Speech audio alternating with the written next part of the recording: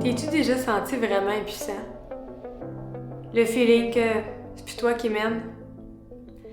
Que t'as perdu le contrôle sur ta vie? Quand on se sent impuissant, puis qu'on perd du pouvoir, on a tendance à aller rechercher du pouvoir ailleurs, mais pas à bonne place, puis pas de la bonne manière. Ce que je te présente aujourd'hui, c'est un outil qui nous amène à voir comment je peux reprendre du pouvoir sur ma vie, peu importe ce qui se passe. Les gens arrivent chez nous avec un événement de violence qui s'est produit. Verbal, psychologique, objet, physique, sexuel, peu importe. Et là, on va commencer avec un exemple d'une majorité des gars qui arrivent chez nous, accusation de voie de fait. J'arrive, je fais une demande d'aide. Allô, j'ai été accusée de voie de fait, j'ai besoin d'aide. Voie de fait, ça veut dire que j'ai fait de la violence physique envers quelqu'un d'autre, l'autre a porté plainte et j'ai été accusée pour voie de fait. Si tu n'as pas eu d'accusation et tu es ici volontairement, ou en partie volontairement, on va aller avec violence physique. T'es venu demander de l'aide parce que tu as fait de la violence physique. Donc, on part avec un exemple de voie de fait. Garde ça en tête. On y revient.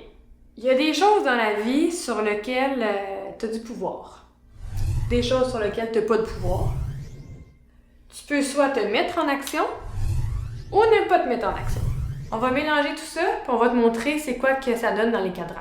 Si j'ai une situation dans laquelle j'ai du pouvoir dans ma vie, je prends encore la situation de voie de fait, et que je ne me mets pas en action, du genre, je pourrais appeler un avocat, je pourrais aller faire une thérapie, je pourrais demander de l'aide et que je ne le fais pas, que je me dis que j'ai pas de problème, que c'est pas de ma faute, que j'ai peur d'aller demander de l'aide, que j'ai peur de me mettre en action. Bref, si je ne me mets pas en action sur quelque chose que je pourrais changer, je fais de la fuite.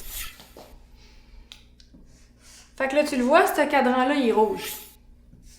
Ce cadran-là, il m'amène à différentes conséquences. Quand je fuis, j'accumule des événements, j'accumule la situation. En fait, je peux avoir beaucoup plus de conséquences suite à ma violence physique ou à mes accusations.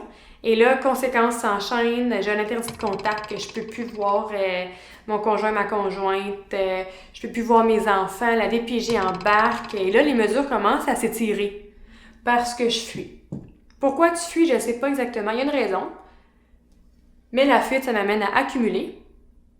Et ça m'amène éventuellement à faire des comportements de violence si jamais ça sort pas. Si jamais je parle jamais de ce que je vis, si jamais je demande jamais de l'aide. Ce cadran-là, on veut pas être là. Mais ça se pourrait que tu y sois en ce moment. Je poursuis. Si j'ai une situation sur laquelle je n'ai pas de pouvoir et que je ne me mets pas en action, je me retrouve dans un lâcher-prise. Je fais un choix, en fait. Je choisis de ne pas me mettre en action. Je choisis qu'il n'y a absolument rien que je peux faire contre le policier qui m'arrête en ce moment. Je choisis qu'il n'y a absolument rien que je peux faire par rapport à l'accusation qui m'a été donnée parce qu'il est trop tard, elle est déjà donnée, je ne peux pas la changer. Je ne peux rien faire par rapport à la violence que j'ai faite. Je ne peux pas changer mon ex. Je ne peux pas changer la mère des enfants. Alors, je vais lâcher prise. Un vrai lâcher prise, les gars, là, c'est pas « Oh, regarde, ça me dérange plus, je veux plus y penser, elle n'existe plus dans ma tête. » C'est pas ça, un lâcher prise. Un lâcher prise, c'est on va s'asseoir au piment, on va parler de ton ex, puis tu vas rester calme. Puis il y a une partie de toi qui va dire « Ben, regarde, je peux pas la changer, il n'y a rien que je peux faire, je vais me concentrer sur moi. » C'est ça, un lâcher prise. Quand je lâche prise, je t'en maîtrise. Ça, c'est bon. Je maîtrise la situation, je me maîtrise moi-même. On est dans une situation où on veut se retrouver. Ça, c'est un cadran qu'on aime. Généralement, en période de crise, on n'est pas là. Hein? On est là. Je poursuis. J'ai pas de pouvoir sur le voie de fait. J'ai pas de pouvoir sur la violence que j'ai faite. J'ai pas de pouvoir sur la DPJ. J'ai pas de pouvoir sur mon ex. Mais j'en veux du pouvoir. Puis c'est pas vrai que je vais me sentir impuissant. Puis c'est pas vrai que je vais lâcher prise là-dessus. Je vais gagner. Watch-moi, je vais aller rechercher mes enfants. On part à guerre.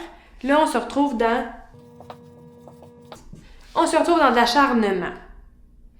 Là, je m'acharne, je lâche pas le morceau, je continue, je suis à la guerre. Qu'est-ce qui se passe?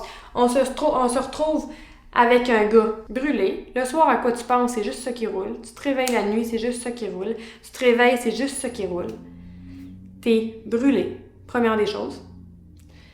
Puis après ça, ben si je m'acharne, puis je veux que les choses marchent à ma manière, ben là, je vais tomber dans du contrôle et éventuellement dans de la violence. Donc, j'ai un gars épuisé, éventuellement, qui va faire de la violence. T'es peut-être dans ce cadran-là aussi, quand on va pas bien, on lâche pas prise, on n'accepte pas l'impuissance, on s'acharne ou on fuit. Je termine avec le dernier cadran, encore avec mon exemple de voie de fait. Si j'ai du pouvoir sur une situation et que je me mets en action, très simple, je suis en maîtrise. Et là, encore là, maîtrise de moi, maîtrise de la situation. Ici, c'est pas la situation qui a le dessus sur moi, c'est moi qui a le dessus sur la situation sans utiliser de violence ou m'acharner. Fait que c'est peut-être un cadran qu'en ce moment t'expérimentes pas bien parce que ça va pas bien.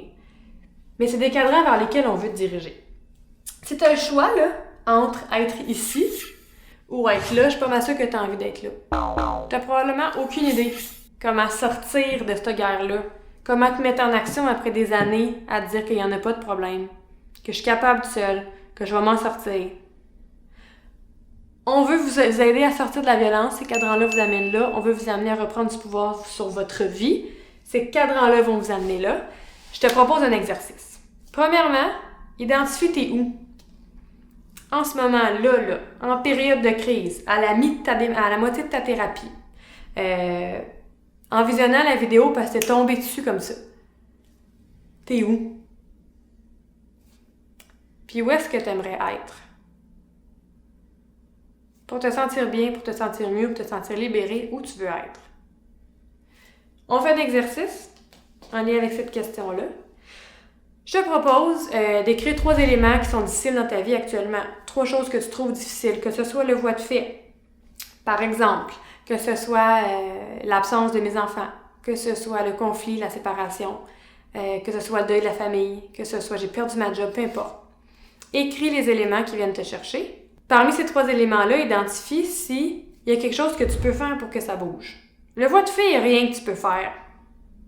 Mais tu peux aller chercher de l'aide. Tu peux laisser faire ton ex pour un moment, hein? Elle est comme ça en ce moment, il est comme ça en ce moment, la personne ne veut pas changer, laisse aller. Occupe-toi de toi. Concentre-toi sur toi. Slack tes heures de travail. Sois plus présent. Manque pas tes visites. Appelle un avocat, va poser des questions. Va te battre pour ce que tu veux sans violence. Il y a plein de choses que tu peux faire. Identifie tes 3 éléments difficiles, regarde à côté qu'est-ce que tu peux faire et c'est à toi de voir, est-ce que je suis mieux de lâcher prise ou est-ce que je suis mieux de mettre quelque chose en action comme aller chercher de l'aide. Reste pas tout seul avec ça. Reprendre du pouvoir sur ta vie, puis reprendre du pouvoir, ça veut pas dire te débrouiller tout seul. Tu peux le faire en venant chercher de l'aide. Sur ce, je te souhaite une belle semaine.